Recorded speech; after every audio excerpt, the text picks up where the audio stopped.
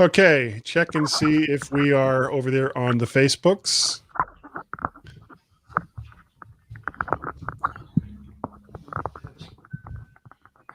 Yep. Okay, we are on Yes. the YouTubes.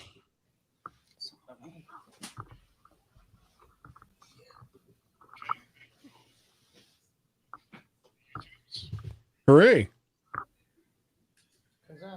I think my mic's a little too hot. No, you sound fine.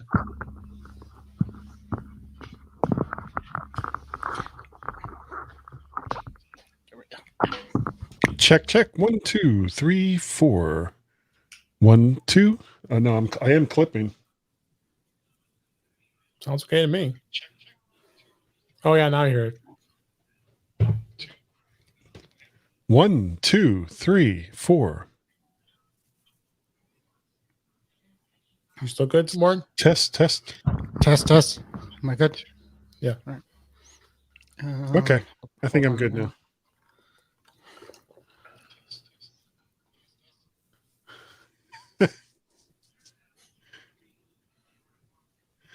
All right. Hello, everybody. We're having some fun. It literally have you turned it on and off or on again. It's the first time I had a microphone with a button. So, 2 years of not pushing buttons, I guess, would do that to you. Okay, we are good.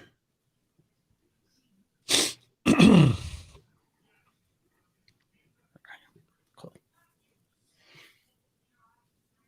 All right, I'm going to hit the countdown. Should open up notes.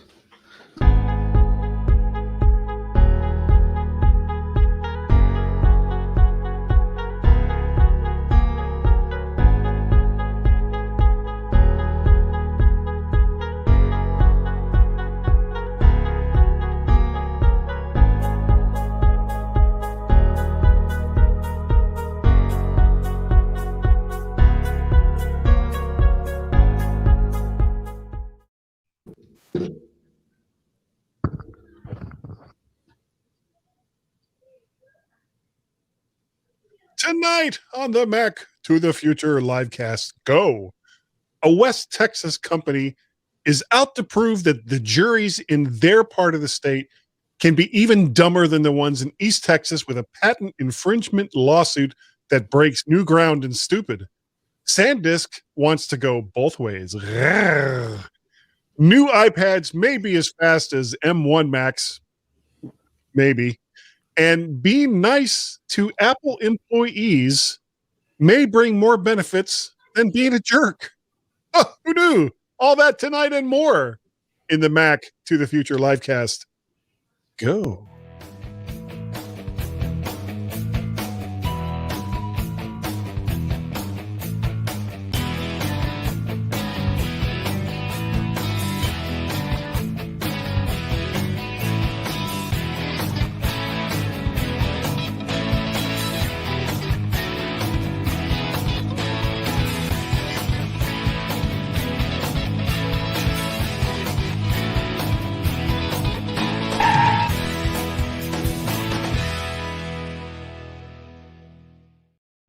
And hello to all over there in live stream land. I have no idea why I said that. That's one of the dumbest things I've ever said, and I promise to never say it again.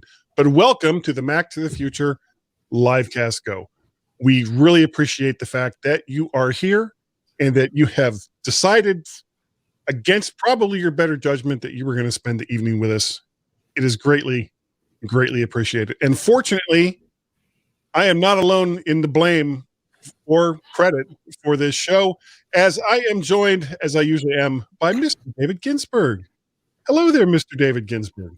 Hello, how's it going? Of course, the show notes wouldn't open up there from it there. Really? Doing great. And we had a great show last night. A lot of topical discussions, and looking forward to more discussion. That, of course, is Mac Voices Live. And looking for some more good discussions tonight. There's a lot to talk about. Well, I hope so. I hope there's to be good discussions. And to add to those good discussions is Mr. Warren Sklar, who didn't know his microphone had an on and off switch. Hello, Warren. I literally didn't touch anything when I left it. The last time I must have turned it off. So it happens. I have done that myself. I have literally done that myself. So my question, with that microphone off and it set to that microphone input, how do you even hear me at all? I have no idea. What was coming? Like, what was it? No amplifier. That microphone is so good that even if it's turned off, it's like I'm trying. I'm struggling. I'm gonna get there. He's saying something. We just don't know what. But we're gonna, whatever it is we can pick up, it's going right out there. I need a checklist. Right out there. I'm gonna come up with a checklist now. Don't touch this. Turn this on. Don't touch this. All right. We're gonna. Have you guys got anything special going on, or anything crazy cool? Yeah, I had a sleep test done a couple of weeks ago. Yeah, and it was horrible. Like, yes, really they are. bad. Like, it was. This one was bad. The bed was horrible. I didn't sleep well. Yeah, well, of course not. They wake you up like about every 10 minutes to go, are you feeling rested? Is this better? Is that? It's like you just want to punch them by the time the whole thing is over with. Well, he was coming up adjusting my cables and stuff like that. So they called me a few days ago and like, we didn't do it correctly. You have to come back. So guess what I'm doing tomorrow night instead of hosting with Dave. I'm going a different podcast. Oh no, it's another sleep study. A sleep podcast. A sleep podcast. A sleep cast. So I'm not looking forward to it. It's not a good time. Yeah. God, I did mine 20 years ago, I guess, because my wife basically was tired of my snoring, which apparently was rather buffalo-ish in its intensity, and forced me to do a sleep study. And because I didn't want to do it, of course, and I was in complete denial, of course. No, I don't snore. Of course, now that we're a little bit older, she snores. And it's the same thing. She's like, "Oh, I don't snore." It's like, "What? Yeah, you got to be kidding me!" And both my sons, this kind of developed after they both left. But both my sons, when this comes up, they're like, "Yeah, Mom, you snore. You know, those couple of nights that we've been at the house, we can hear you from our room. That's you snoring." And she's still in denial. So I've got this CPAP machine that's kind of the size of a 57 Buick. That I should probably look to get a smaller one, but they're so damn expensive. Yeah, I mean, you want to talk about a racket. This is something that basically has a measured fan that blows air into a tube, and they cost like over $1,000. So I had insurance coverage for me. Yeah, so my insurance. Oh, you're funny. Insurance company paying for something. They are. I haven't paid a dime. So they gave me one that I didn't pay for, which I didn't like, so I bought one on my own. It's the Air Mini. It's ResMed. It's what did it run? Do you remember? It was under 1,000. They had I get 2 emails a day of like 10% off today, 20% off today. So they're always doing if that. you think of it, send me a link or a product name or something. I have the Philips one, and so that's the one they gave me. Yeah, I have it too. It's just sitting upstairs because what didn't I like about it? Oh no, this thing, the one I have, you can't really see it that well, but it's like this big. It's huge. The one that Dave has is the water tank, right? You have the water tank on the. No, it doesn't. It doesn't. It's just air. I didn't need the water. Mine, the door opens and then there's a tank inside. You pull out. And yeah, Dave has a water tank. I don't. I don't know. That just sounds like it's way too complicated. It's like just works for me. Can't you just shove air into my nose so that I don't snore? Can't you just do that? No, they were. It could be like Leo Laporte and said he tapes his mouth shut when he sleeps so it keeps his mouth closed when he snores. Well, actually, I've seen this commercial on Amazon where it like hugs your chin and comes up around your head and keeps your mouth closed. No, he actually puts surgical tape on his mouth every night. She should do that during the day too. There's a product that supposedly you love you, Leo. Like he's ever watching. Yeah, like he gives a crap about me and my little show. It's like, oh, what? Ooh, Guy Searle said something mean about me. I'll get him. You and hundreds of others. Yeah, like he gives a crap. Ooh, that was close. All right, well, let's go on and stop talking about Leo and talk about some Apple stuff. The new iPads that may or may not come out on the 23rd of March, because everybody keeps talking about something happening on the 23rd of March. And I'm not convinced. I would think that there would be something from Apple by now, because it's like less than a week before March 23rd. And if they were going to do something, they would have said something by now. No, they already said John Prosser and Lau's bloggers have already said it's going into April now. It's probably going to be like second week of April. So, this story was actually with the iPad Pro that you got that from Mac Rumors. It was they're saying as early as April that they're going to release it with a Thunderbolt and mini LED display. Yeah, which is pretty exciting, I think. Then of course they'll have the A14X processor, which could be, like I say, it's going to be on par with the M1 chip that the MacBook Air currently has. So this is going to be interesting to see what they do with this. If that's the case, this is a huge jump in processing and changing that compared to like the 2018 model I have now. So and Warren does too. So. But well, I mean, do you think, Warren, do you think it's really going to make that much of a difference? I mean, you're still running the same apps. And if they run 15% faster than Lightspeed, are you really going to notice? Yeah, I'm looking at the article. On my iPad, I don't think I would notice. I mean, at work, we use iPads, and I set up a whole bunch of them, and they're a few generations back, and they're fine. It's like the speed on the iPad doesn't seem to be a big deal. The mini OLED thing, the LEDs or whatever, if it looks better, that's different. I mean, I would. Well, that would actually be the real advantage. Yeah. To have a faster processor doesn't really mean that much if you have applications that can only run at a certain speed. Right. Wouldn't apps or an environment that allows you to easily multitask take better advantage of something like this over a device that, I mean, even with the somewhat limited multitask options that Apple has given us, and thank you even for those, but it's not like it's real multitasking. It's not easy to use. You can't easily kind of switch from environment to environment, from program to program without, weird hand gestures and all the rest of that. So, I think that there needs to be, I know this isn't even really part of it, there needs to be a fundamental change for the iPad or in the iPad OS in regards to multitasking before I think it's really going to be worth talking about. I don't like how multitasking is set up in the iPad. It might not be for multitasking. It might be for like really processor intensive stuff like games.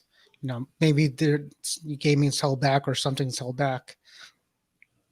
Well, that's being held back by developers more than anything Apple's putting out. I mean, it's the same thing on the Mac for that matter. The M1 with its built-in graphics processor, and they're still using Metal, aren't they, as the graphics environment?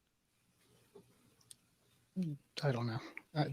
Is Swift did anything, or is that different? Well, and that's a language. That's a programming language. Metal is the graphic. Is the graphics environment? Yeah, I don't know. But I mean, regardless, they're both very, very capable. The problem is developers won't take the time to port existing titles over because what is it in Windows? What's that called? Something X. DirectX. Oh, DirectX. DirectX. DirectX is what they've been using to make these games, and because Windows, of course, is the dominant platform where most of the gamers are, it's like they would have to literally, in some cases, probably rewrite the games entirely for a much smaller market. And that's more along the lines of what's holding back games on the Mac, is that there's just not really a DirectX equivalent that's just plug and play. I think the next iPad's going to run Windows to solve this problem. Is basically so let's just boot up to Windows 2000 and whatever, and you go ahead and load your Fortnites and your Overwatches and plug in some kind of the joystick, the Atari joystick. Remember the Atari joystick? Yeah, just use that. Yeah. With the single button and the plastic handle. Perfect. Pew pew pew pew.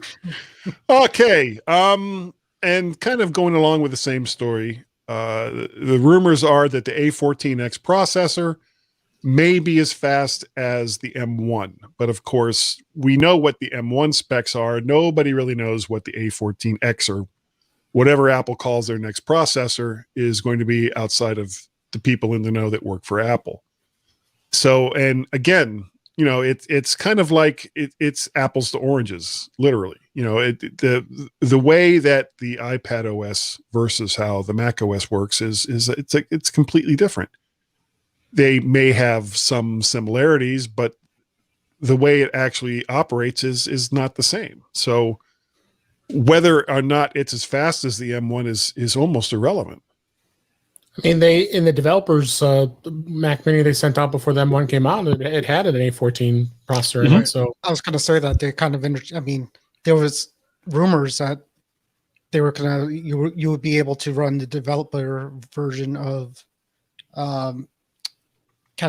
Big Sur made for Apple Silicon on an iPad.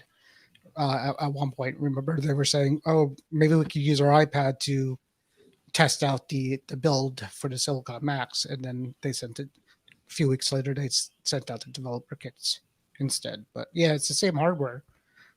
You know, really, it has memory. It has a processor. Technically, I would think they'd be able to get it to run Mac. I bet at Apple they have an iPad running Mac. Well, they probably already do, since they use, like you were saying, they use the A14 in the development machine. Right. I don't know what the other hardware differences are between a Mac and an iPad to even have an educated guess at it. I don't know. There's got to be something else. You know, it's not just RAM and a processor and storage. Might be. There's some magic smoke that's in there somewhere that makes it work. People have been putting different operating system. I mean, you know, you see the stories where somebody put like a Windows 95 on a like a Razor Kick, you know, the thing, you know, the Sidekick, the T-Mobile Sidekick that they used to carry around, like instead of a BlackBerry.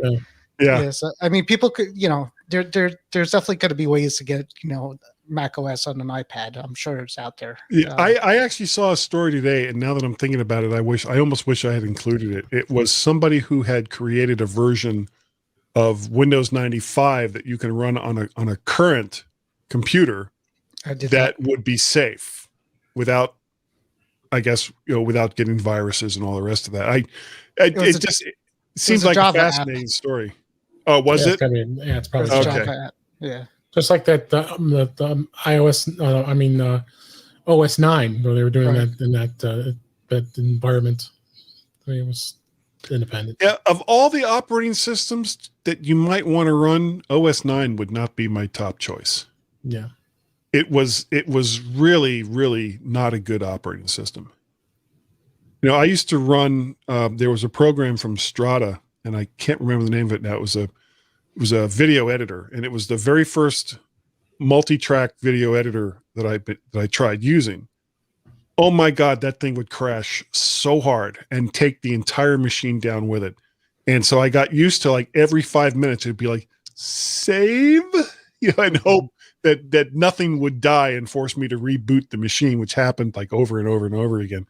I do not miss the OS 9 days or the OS 8 days or the OS 7 days. Kind of miss, the very first one I had was on a Mac Plus running in 604.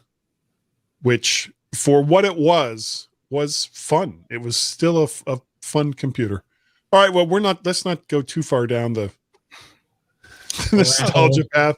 Yeah, or let's just talk about old computer stuff. Let me tell you about my grandchildren. All right. Sandisk's new flash drive is both Lightning and USB-C connected. Easy to connect with both iPads and Macs, up to 256 gigabytes of storage for as little as $45. Apparently, the big pull here is if you need to move files between an iPad and a Mac, and you have no connectivity, no wireless connectivity between these two machines, or the files are so big that you wouldn't want to do it that way, then you can use this device to swap files back and forth. Or, you want to take files to somebody, you can use this as well. It sounds kind of cool, but it seems like it's kind of a Hold on. limited device. No, the concept of this is the fact that it has a Lightning connector and a USB-C connector, so you can use the USB-C. Any USB-C drive can plug into an iPad and copy files on, go into the Files app, and then you can take that drive, plug it into your Mac. So that's the irrelevant part. I think what the concept of this is the fact that you have both Lightning and USB-C. They've never had a device like that before. That's so now you true. go between. I mean, not combination like that. At least I don't recall that. I mean, I could be wrong. You guys stay there. Well, you probably have one. Go ahead. Go ahead, Dave. But I mean, I think that's what the concept is. I mean, I just was reading the press release from Western Digital, who owns SanDisk, that you have Lightning and you have USB-C on it, so you can interchange between an iPhone and an iPad, or if you have an older iPad that still has Lightning, you can interchange between the two as well. So, which is what I'm thinking. Let's say you have an iPad Mini that has a Lightning connector, and you want to be able to put files onto that and then copy the files and move it over to a Mac, then now you can flip it over to the USB-C. It's all in one device. But Warren may have something that I'm not aware of. So I bought this on Amazon about 3 or 4 years ago. And basically, I've seen a whole bunch of these, but if you could see it, it's a little adapter thing like this. Yeah. This is regular USB where you put a micro SD card. Mm-hmm. This is a USB connector. No, this is mini USB. This is USB-C, Lightning right there. These things have been out forever. But all that is an adapter. This is an actual flash drive that's got USB-C and a Lightning built into it. I know you could use it as a. I have a 128 gig card in there that you go right to that. No, I agree. I think that's I'm just looking at what their concept is. I think the concept is just making it a complete all-in-one flash drive solution that has both Lightning and USB-C. Is it really relevant? No, I don't know how relevant it is. What they are. But there's still plenty of people that like to copy files over. I do it all the time. I got buckets full of drives I use for my Mac and copy over. I'm sure we all do. I don't even want to tell you. You know how many microphones I have. Well, yeah, you should see my vast collection of drives, hard drive enclosures. Not even hard drives enclosures. Yeah, I got that. I'm up there too. Because so many of them, for a long time, the biggest drive you could put in them was 1 terabyte, and then it went to 2 terabytes, and then it went to 4 terabytes. And each time, if you tried putting a larger drive in, it wouldn't see it at all. Yeah, so then that enclosure would be like put off to the wayside, and then the new hotness would come in. Instead of 2 terabytes, I've got 4 terabytes or 8 terabytes or however many terabytes that you could put into one of these things. And the old ones just sit there and stare at me accusingly. You used to love me. Those old enclosures, the chipset wasn't designed for larger size drives. All right, well, that's what that is. I'm going to skip ahead a little bit here. Let's briefly talk about the HomePod being discontinued, though everyone has been talking about this. Is there talking about tomorrow? So okay, is there like for people who don't have a HomePod at all? What does this news mean to them, Dave? I don't think it means anything to them if they never were into the HomePod ecosystem like we are. Well, at least me. I don't see it being any of an issue at all. I was just listening to Kirk McInerney on Mac Voices with Chuck Joyner, and he's a big music guy, and he was talking about the HomePod, and it's it isn't a big deal. I think Apple's going to continue to probably support it for years to come. I mean, look at what they did with. He gave a good example about the Airport Express and all the airport devices. They're still supporting. They're still supported. Yeah, they're still supporting them, but they're not. There's very little of any firmware updates. But I can't imagine that Apple's going to completely abandon the existing folks. And he even made a comment too that when they stop supporting it, then he'll put it up on eBay and sell them, and then he'll go get some Sonos ones. So I mean. It really all depends on what your taste in sound is. And Sonos, no question, has some pretty amazing sound. Like I talked about yesterday, and I've talked many times. I have the Sonos Move.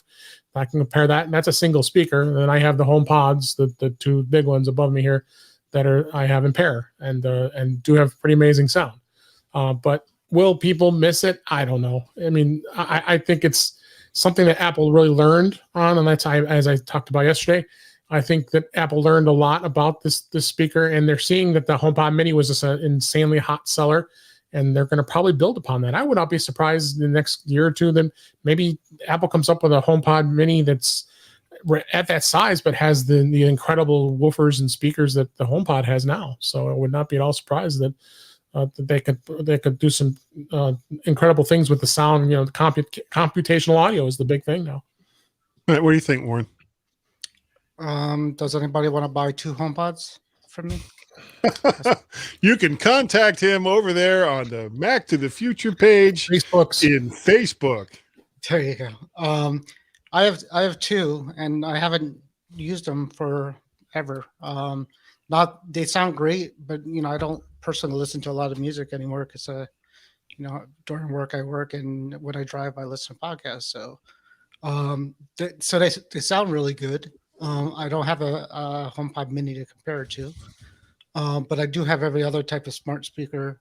Not everyone, but ever. I have those. I have a Sonos, the Sonos ones. I have a whole bunch of different types of Amazon stuff. I mean, it sounds better than all that stuff, but for a smart assistant, I still don't think it's there yet. Well, to me, the HomePod. And this thing has built-in A-Lady too, so yeah. I have both of that in here. So is that the portable one or no? I have yeah. So I have the Sonos, the old ones, not the really old ones, but the more. This is the Bluetooth wireless. Goes on your network. Move. And it was probably cheaper than the HomePod. No, this was $350. This is $399, I think. It's got like a built-in battery, right? Yes, built-in battery. Yeah, which of course the HomePod and the HomePod Mini, neither one has that. No, so I can. You are tethered to power. And you see, Bluetooth and power here, and it can be on Bluetooth, and you make it a standalone speaker, or you can have it on your Wi-Fi network. Well, see, that's why the HomePods are really portable, because they can't do anything without a network. So it has to be network. Yeah, if they allow Bluetooth and power. Well, I mean, they could make a wireless one, but they're thinking you don't have internet to say, "Hey, S-Lady," to do anything with if you're outside, which is not always true. Sometimes you're in the backyard, or you could hotspot your phone or whatever. But that's probably the reason why they don't have a portable HomePod. Well, but if you're going to go to all the trouble to create a hotspot with your phone to connect to smart speakers, you'll probably come up with some other easier to use solution where you just take a boombox and set it by the back sliding door and play your music that way. Or if Apple just opened up Bluetooth to the HomePod, they kind of should have, and I think that was part of the problem that they had too. Is they locked it down at first, like of course, really tight. That's kind of their MO. Yeah, but I think they locked it down too tight at first. They weren't allowing any other music services. It only did 2 things. It played music and it did Hey Yes, and that was it. Yeah. All right. Justin Long, if people remember who he is, he was the I'm a Mac guy of the I'm a Mac, I'm a PC, has been hired by Intel to be the I'm a PC guy since John Hodgman, the real I'm a PC guy, is actually a big Apple fan. Have you followed that logic? I haven't seen any snippets from the commercials that Mr. Long is going to be producing, but at the same time, I understand that as an actor, he needs work, and that Intel's I haven't desperate. seen him in a whole bunch lately. The last thing I remember seeing him in, I didn't actually see the movie, was like Drag Me to Hell or something like that. Some weird. He was in a Die Hard movie too, wasn't he? Yeah. No, this was He was Die Hard that's movie. right. Wasn't he the computer nerd? Yeah, he was dating, or after the movie was over, supposedly going to date Bruce Willis's daughter or something, McClane's daughter. Yeah, and that was originally, I believe the thing was that was supposed to be like the continuation that Bruce Willis was going to stop doing it. And the whole time I was hearing that, I was sitting there thinking, really, Justin Long as an action star, as the Beaver? I don't know. He wasn't really. I mean, the movie was good. It was the one where they did the.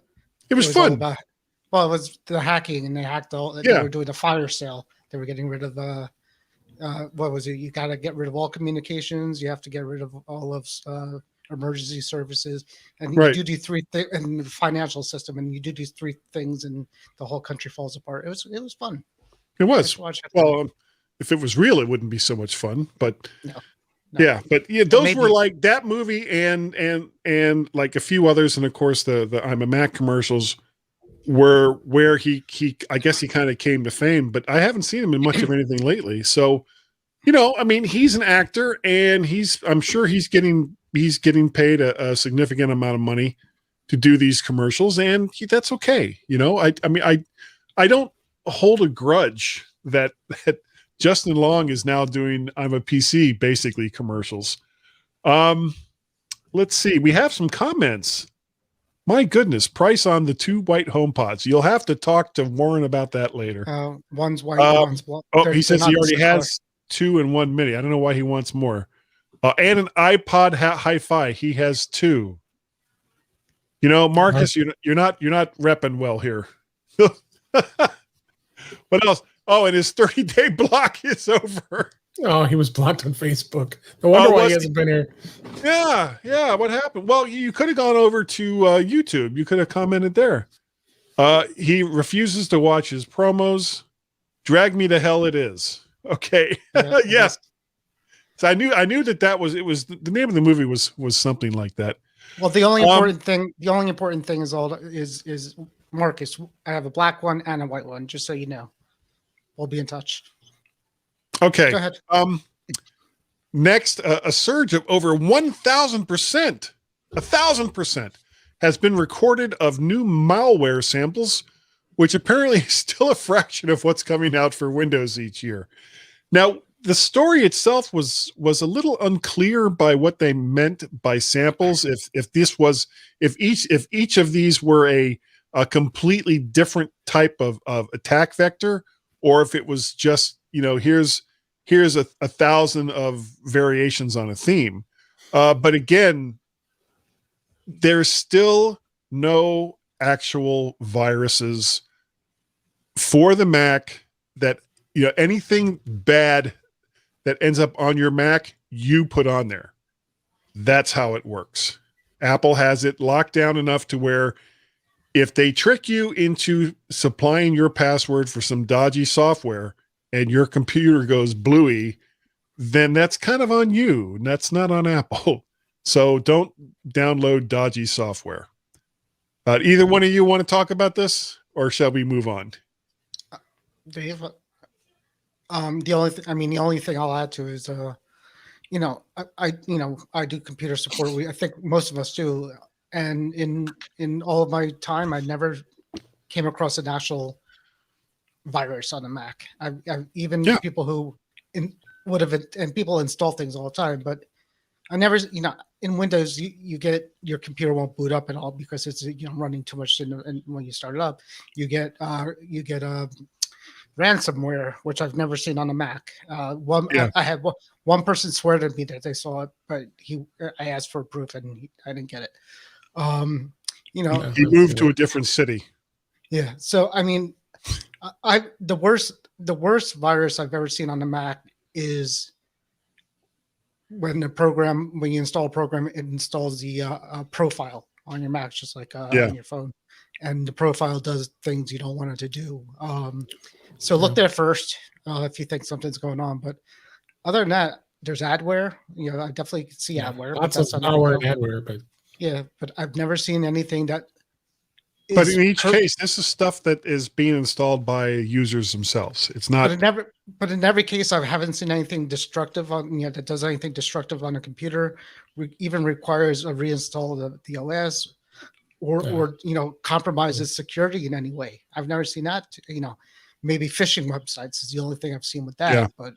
But other than that, you never hear of like keyloggers, and you never hear of like you never hear of Trojans that are passing through. It just minor things, and you hear these security researchers saying all these things, but I've never seen it in the wild. Personally, I've never heard of anybody. Yeah, and every single year you see stories like this, and everybody says, "Oh, see, Macs can get viruses too," and it's like, and I'm at the point now where I just shake my head and don't fall for it, because it's just trolling. It's clickbait. The reality is they're computers, and any computers could be compromised in some way. But I wouldn't be totally shocked, but I just people. It hasn't happened yet. It hasn't happened. I haven't seen it. Right. Okay. Is there a secret Apple policy that rewards polite customers with free fixes and replacements as compared to being a jerk? I know every single time I have gone into an Apple store, I've been polite, even when I've had to wait for a while to see somebody. And every single time the overall customer experience has been fine. It's been great. They have bent over backwards to try to help me. I haven't heard of anyone going in and being a jerk and not getting good service, though. You can find stories of people who aren't happy with something that Apple has done all over the web. But I think that, frankly, why not just not be a jerk? Yep. It's always my motto. Yeah. Don't be that guy. So I worked at an Apple reseller. And I've been to Apple stores, and people are generally nice there. Not always at an Apple reseller. No. You get a lot. I had people throw iPads at me. I had people throw iPads on the ground and watch them smashed. I had people yell. When you're when you're selling things, it's not so bad. But when you're repairing things, I'm not saying a word. Marcus. Don't be that guy. Don't be that guy. Don't be that guy. All right. Let's see. I think this is the last story for the evening. A West Texas company, FutureLink Systems, has hit Apple with a lawsuit claiming that they have patents that Apple is infringing on that focus on improvements in electronic circuitry. Apparently, companies in East Texas weren't smart enough to patent making improvements in electronics. So this West Texas company did it instead. You can, it almost seems like you can patent almost anything these days and then reword it in such a way, and then you just wait until somebody does something that's even remotely close to what it is that you have a patent for. Even if, and to me, the sniff test is, did you make anything with it? Is there some product that you can show me that you've created? Have you licensed this technology to someone else who has made a thing that needed your patent to make that thing.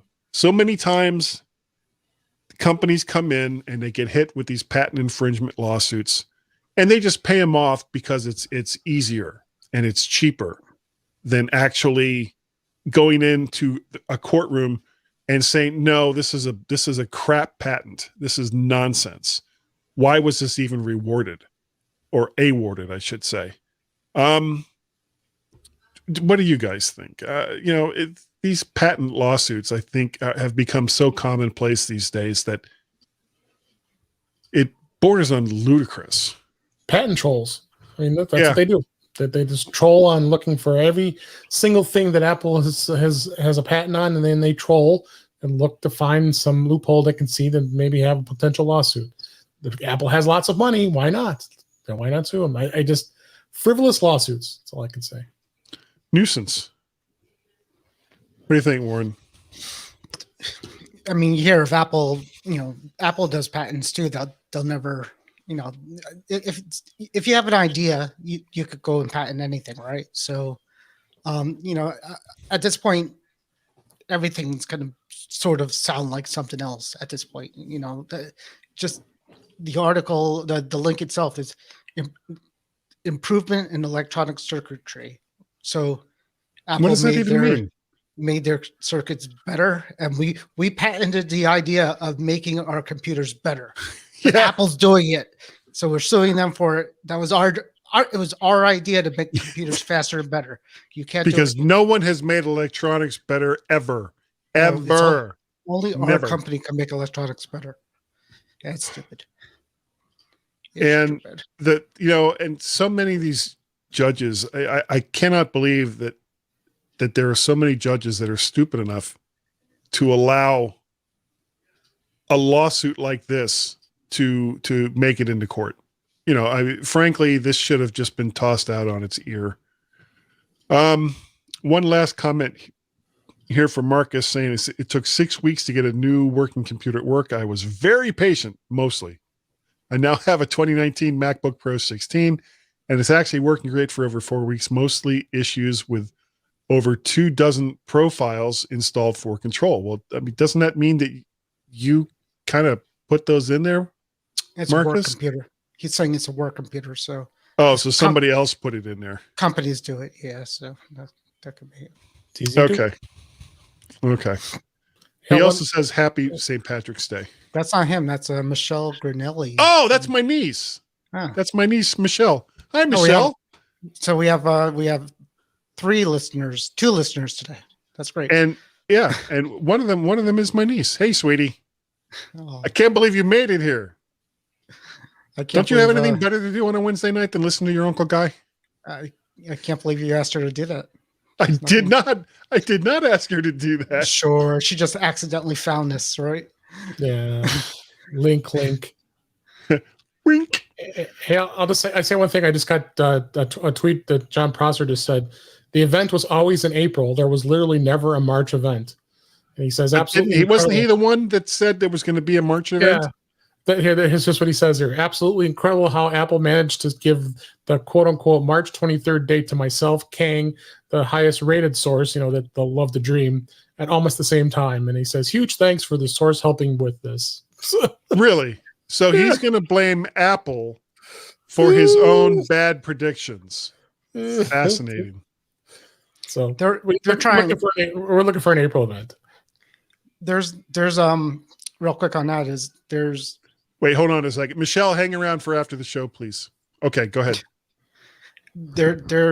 Apple, I think, sometimes tries to figure out who does the leaking. So if you leak bad information out to, they tell one person one thing, they tell another person another thing in Apple, they could try to figure out who's leaking the information.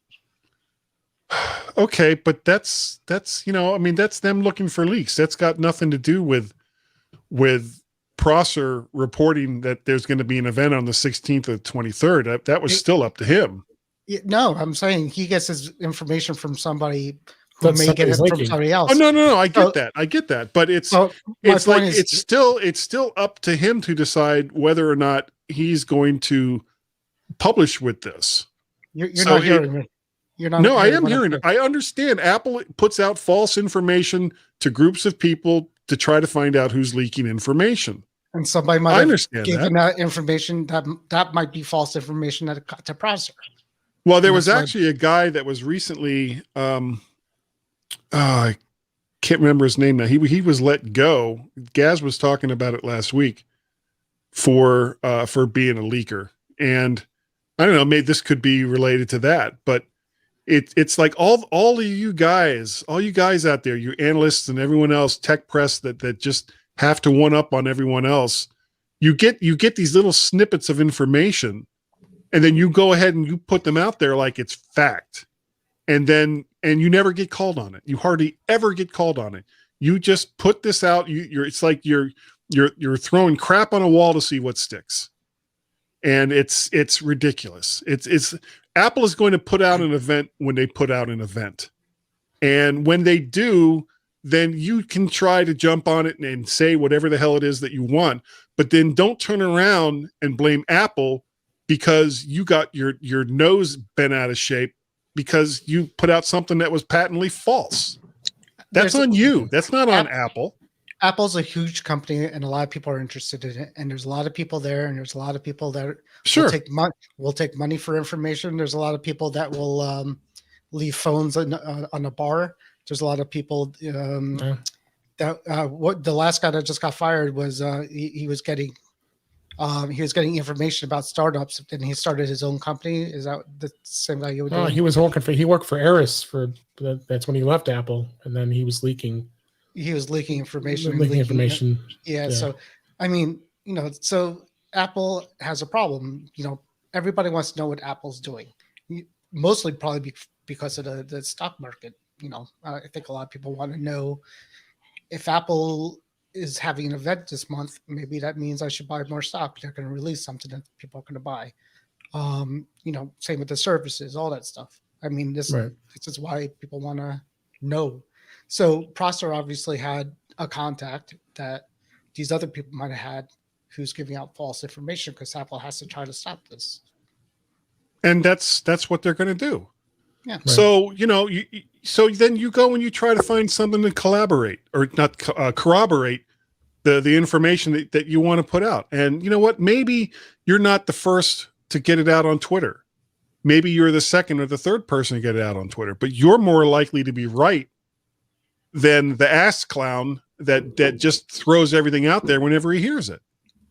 And, it's wrong. And if, you want to stake your reputation on getting information from and paying money to guys for information on Apple that's nefarious at best, well then, again, don't be surprised when it turns out that it's completely wrong and that, you end up looking like an idiot. So, all right, so you take your lumps, but don't blame Apple because you paid some guy for information that turned out to be bogus. That's not Apple's fault. That's your fault. I think he was being tongue-in-cheek. I don't think he was like... Oh, yeah, he was being tongue-in-cheek. I think he was being more like... That's why I read it. That's how Prosser is.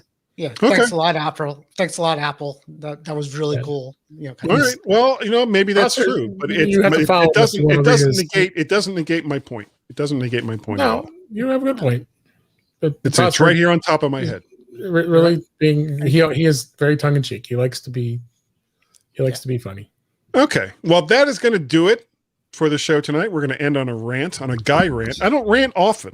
Yeah, you do. But when I do... Oh, you do all the time. Do I really? Okay. But I do it with a smile.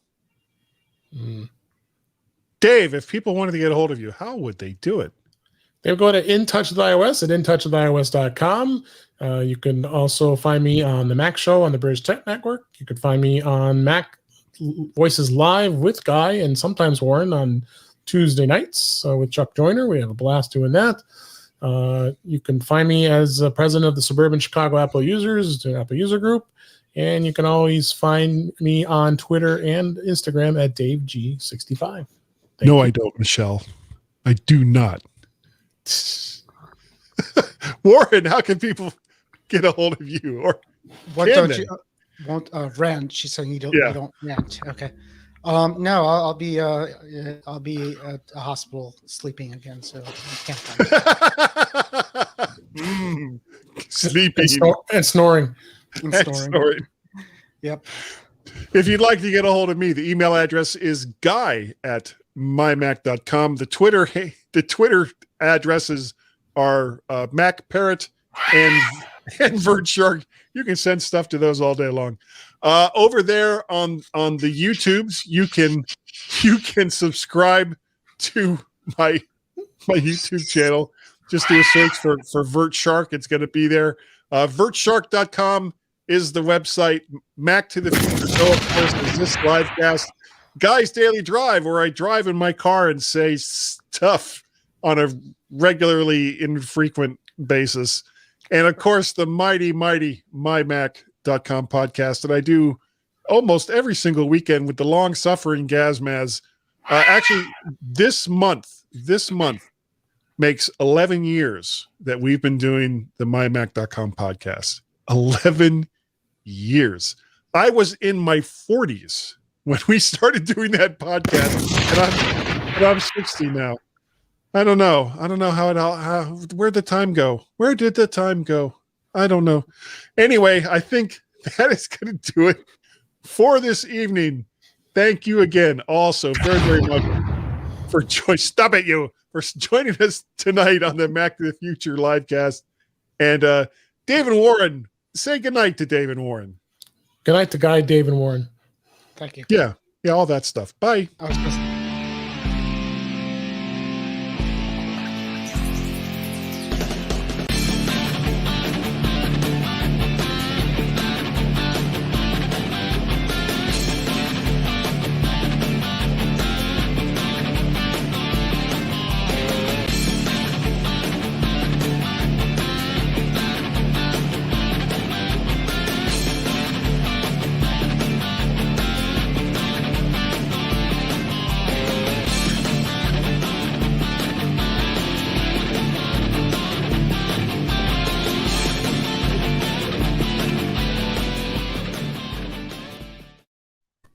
Okay. Oh, good show, guys. Yeah. And I do I really rant like that a lot? You get it. You get into rants. Yeah, you don't do it a lot, but you get into it when you do. Once in a while. Yeah, I get. And these pro, you'll say otherwise. I just get pissed off when I think people are doing stupid crap because only I get to do stupid crap. No, everybody does stupid crap. All right, Michelle, I hope you're still listening or still watching. Before you talk to Michelle, I have to go because I have to prepare for Misery tomorrow. I'll talk to you later. Yay. All right, bye, Warren. Thanks. Okay. I'm working on your mom's computer, Michelle, and I'm hoping sometime probably in April to get a chance to go on over to your dad's house to work on it in person. Even though I can tunnel into it, it's not the same as actually being there in front of the hardware. So once your father and I set a date for when I'm going to go, I'll let you know. And if you want to come on over, I'd love to see you. I haven't seen you in, oh God, almost a year now, I think. Okay. Mini rants. Yeah. Sometimes I do. And I'm usually such a jolly, jovial sort of fellow. I am. Damn it. All right, I'm going to. All right. Thanks for being on, Dave. Have a good show tomorrow night. Yep. See you. Bye. Bye. And of course, whoops. Oh, and there's my son, Guy. So I got to go too. Hold on. Hello, Guy. Yeah, give me just a second. I'm signing off on the live cast. This is so weird. I've got 5 people watching me right now on Facebook talking to you on the phone while your cousin Michelle is giving me a hard time for being all ranty. Okay. Well, give me a call back. No, I'm going right now. All right, everyone. I'm going to go and talk to my son. So there. We'll see you all next week right here on the Mac to the Future show. Good night.